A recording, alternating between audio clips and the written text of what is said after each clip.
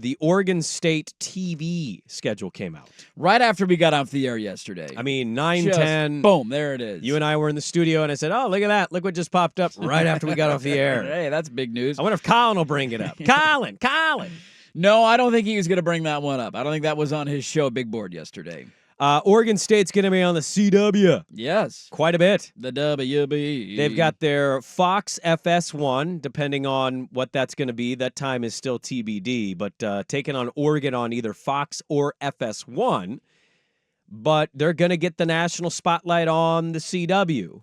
And it's very interesting to see how the reaction has been to this, because you've got some people who have laughed at it, and you've got Beaver fan that's like, hey, I live in this state, or hey, I don't have to worry about if this channel is on a television package where I'm at. Yeah.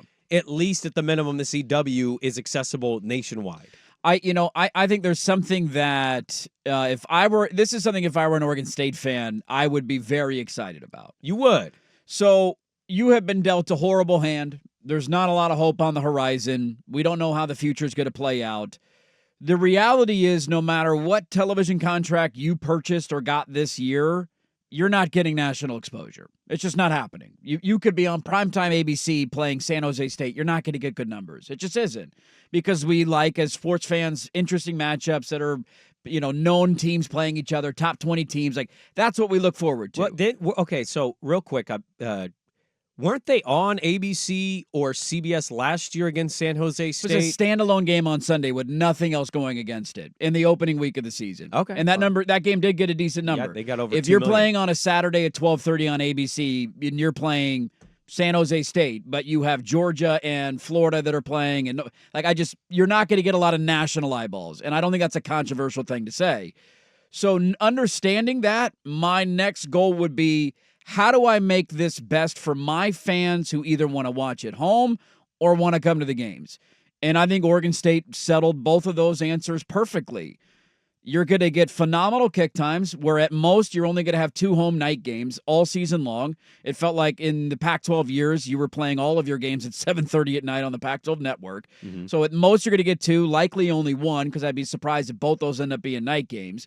So all of your kick times are reasonably, 12:30, 3:30, middle of the day. Got some 5:30s, 3:30s, 12:30s. They do have a couple ors where it's 12:30 or. There's 2 that could end up being night games. Yeah. 2 of them could end up being night games. I would bet only one of them ends up becoming a night game, and that's perfectly fine. So you've made it easier for fans who want to come down with good kick times, and you could get back at a reasonable hour. If I'm a fan who I'm like, I don't know if I want to spend that money, I would just rather watch my Beavs on TV.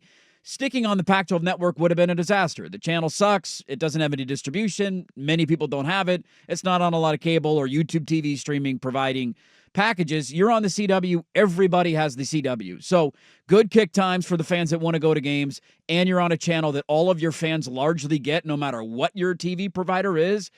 Look, you're in a horrible spot. This doesn't mean that Oregon State's all of a sudden back and relevant in a power conference, but I think you handled this about as good as you could have handled it, and if I were a Beaver fan, I would be at least excited about that.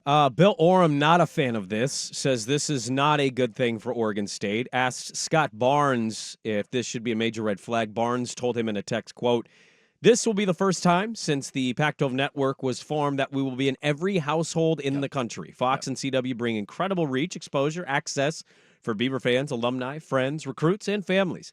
This has been a focal point. Those who make conference alignment decisions clearly understand all the factors that are involved," end quote. Yeah, I disagree with Orem on this one. What else is Oregon State supposed to do? What TV deal do you think was the Pac-12 as a conference couldn't get a TV deal? Yeah. You think Oregon State, Washington State are going to go get a TV deal? I think that's where I was a little confused of. I'm not going to sit here and tout the CW as like some power channel equivalent to the other network stations that we know, but access is better than what it was. Yes. And it's not particularly close. No. I don't know how big the number will get, to his point in the article, like outside of the fan base here locally on the West Coast. Sure. What will those numbers be? I don't know. I think last year on the CW, they averaged somewhere in the 400,000 range in viewership. And those were usually random ACC games that Very if random. you're not in an ACC Right. pocket, you're not watching a ton of. Right. if you got that, I think you'd be pretty happy with it. Yes, you would. If you got 300,000, I Yes. think you'd be pretty happy. I think 250K, you'd run to the hills and say, thank you. This is a great deal. Yeah, so I didn't really understand it either. He said one industry veteran I've spoken to said the school would have been wise to negotiate an over-the-air option in local markets, Portland, Eugene, Bend, Medford,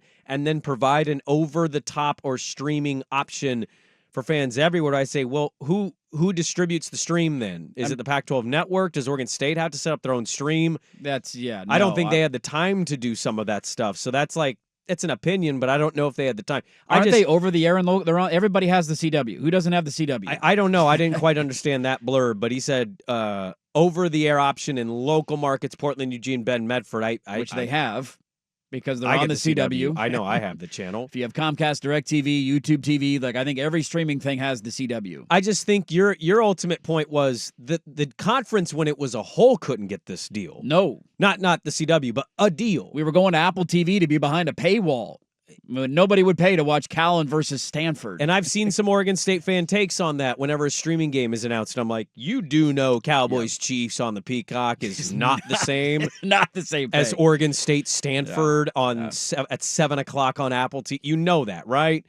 That being said, this is substantially better than just being on the Pac-12 network. Plus, to Barnes's point, they will have Fox or FS1 access.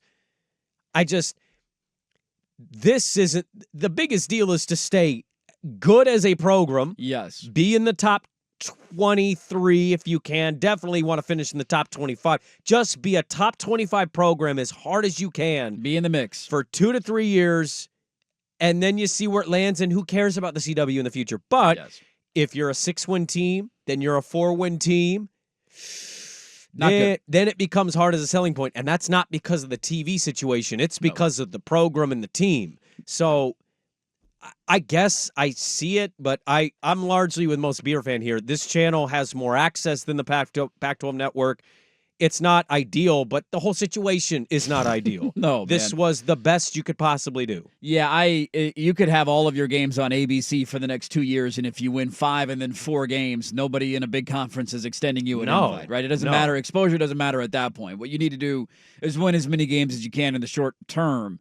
I think the other part of this too, and maybe we'll get more into this as the season comes around. I don't know where every Beaver fan's at. I know generally where you're at because we've talked about this from time to time, both on and off the air. But I think a big fear you would have in Corvallis if I worked at that university would be an apathy setting in with the fan base of dude, you're going from playing USC and Washington and some of these bigger Utah coming to town as a top 15 team. They haven't shown it yet, Dirt. They haven't shown it yet, and now you're playing a much lesser schedule. But I think a big way to fight against that apathy is to make this as accessible as possible.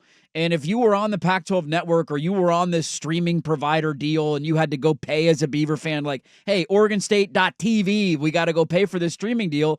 How many Beaver fans are saying, yes, let me go pony up to watch you play Fresno State this year, right?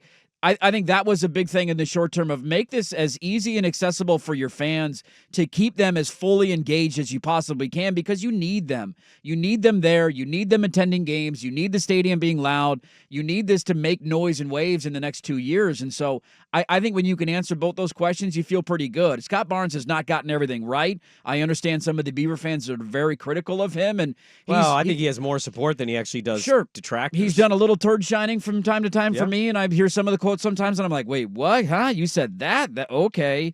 But this one, there's nothing else that Oregon State could have done here. And if you would have asked me at the start of this, what's the best outcome for Oregon State in getting a TV deal? I would say get away from the Pac-12 network, find a way onto a channel that you can get into the most households as humanly possible, and have good kick times for the fans that want to go to games. And I think they checked all those boxes. Yeah, his point was you get 40,000 Beaver fans to subscribe to some Oregon State stream.